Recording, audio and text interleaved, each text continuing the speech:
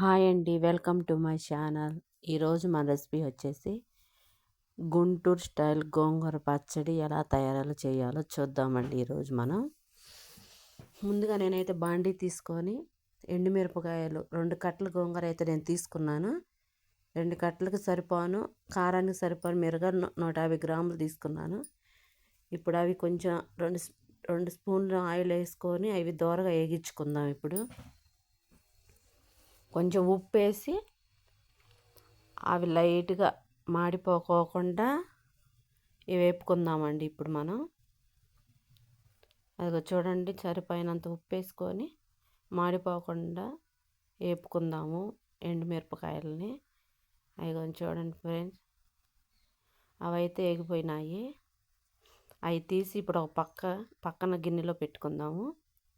మళ్ళీ అదే కళాయిలో మనమైతే తీసుకొని కడుక్కొని పెట్టుకున్న గోంగూరని శుభ్రం చేసుకొని ఆ కళాయిలో వేసి కొంచెం వేపుకుందామండి. కొంచెం ఆయిల్ వేసుకొని మొత్తం అంతా కళాయిలోకి పెట్టి గరిటెతో తిప్పుకొని నీరు అనేది దీనికేంత వరకు కొంచెం ఆయిల్ వేసుకొని వేపుకుందామండి. అందుకో కొంచెం అయితే ఫ్రై అవ్వకొచ్చింది. ఆయిల్ వేసుకున్నాను ఇప్పుడైతే కొంచెం.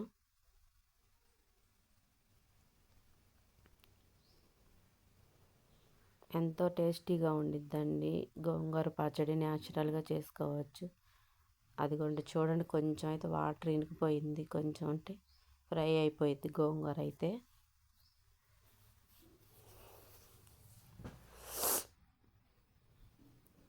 గోంగూర అంతా ఫ్రై అయిపోయిందండి. ఇప్పుడు వీటిని అయితే మనం రోట్లో వేసుకుందాం. మిక్సీకి అయితే మీకు ఇష్టమైతే మిక్సీకి వేసుకోండి. నేనైతే రోట్లో వేస్తున్నాను.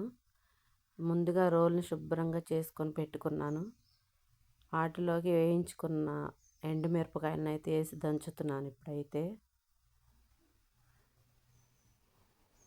వాటిలోకి అయ్యో మిరపకాయలను అయితే దంచేసాను. కొంచెం మెత్తగా అవుతుంది.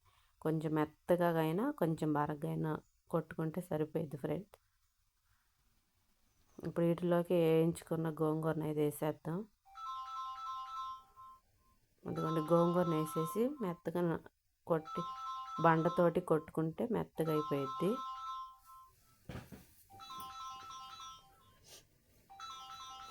గోంగూర మొత్తం ఒకేసారి వేసుకుందాం ఫ్రెండ్స్. అదిగోండి చూడండి, గోంగూర అయితే మెత్తగా అయిపోయింది.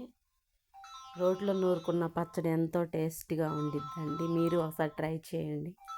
ఎందుకంటే ఇప్పుడు అయిపోయింది నూరటం. కొంచెం 8 చిన్నులపాయ రెబ్బలు, కొంచెం గల్లుప్పు వేసి బండతో దంచిన పచ్చడి ఉంది కదా, ఆ పచ్చడిని అయితే దీంట్లో వేసేసుకుందాం.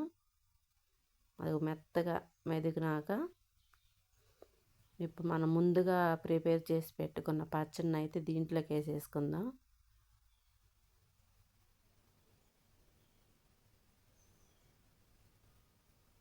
ధనియాలు, జీలకర్ర అంతకు మీకు కావాలనుకుంటే ఎండుమిరపకాయలు వేగించుకునేటప్పుడు వేసుకోవచ్చు ఫ్రెండ్స్. నేనైతే వేయలేదు.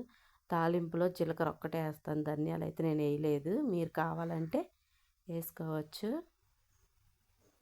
అదిగోండి ఫ్రెండ్స్, పచ్చడి చూడండి ఎర్రగా ఎంత బాగా వచ్చిందో. రోట్లో నూరుకున్న పచ్చడి ఎంతో టేస్ట్గా ఉండిద్ది. ఇప్పుడైతే అయిపోయింది. పొయ్యి వెలిగించుకొని బాండీ పెట్టుకొని దానికి తాలింపుకి సరిపడిన ఆయిల్ పోసుకొని ముందుగా ఎండుమిరపకాయలు వేసుకొని ఎండుమిరపకాయలు కొంచెం తాలింపు దినుసులు,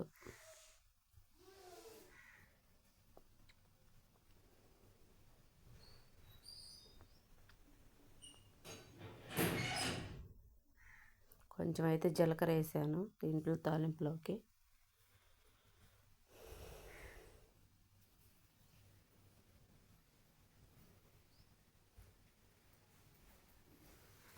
ఈ మొత్తం ఫ్రై అయిపోయినాక కొంచెం కరివేపాకు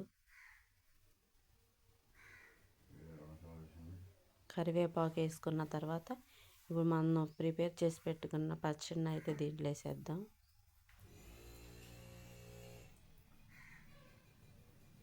మీరు ఇలా ఒకసారి ట్రై చేయండి. ఎంతో బాగుండిద్ది.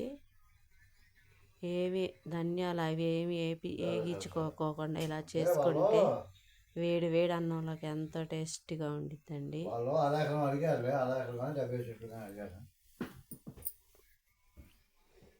చూడండి ఎంత కలర్ఫుల్గా వచ్చిందో. ఎండుమిరపకాయల గోంగూర పచ్చడి అంటే ఇష్టపడిన వాళ్ళు అంటే ఎవరు ఉండరు ఫ్రెండ్స్. మీరు ఇలా ఒకసారి ట్రై చేయండి. చూడండి ఎంత కలర్ఫుల్గా వచ్చిందో. ఆయిల్ అంతా గోంగూరకి పట్టేలాగా తిప్పుకుంటుంటే ఆయిల్ అంతా పచ్చడి అబ్జర్వ్ చేసేసిద్ది. అప్పుడు ఇంకా పచ్చడిని ఆపేసుకొని వేడి వేడి అన్నంలోకి పచ్చడి కొంచెం వేసుకొని పచ్చడి అయితే వేసుకొని వేడి వేడి అన్నంలో కొంచెం అయితే మీకు ఇష్టమైన నెయ్యి వేసుకొని కలుపుకొని తిండి. సూపర్ టేస్టీగా ఉండే గోంగూర ఎండుమిరపకాయల పచ్చడి రెడీ అయిపోయిద్ది ఫ్రెండ్స్. మీకు ఈ వీడియో నచ్చినట్లు లైక్ చేసి షేర్ చేసి సబ్స్క్రైబ్ చేయండి friends. Thank you for watching.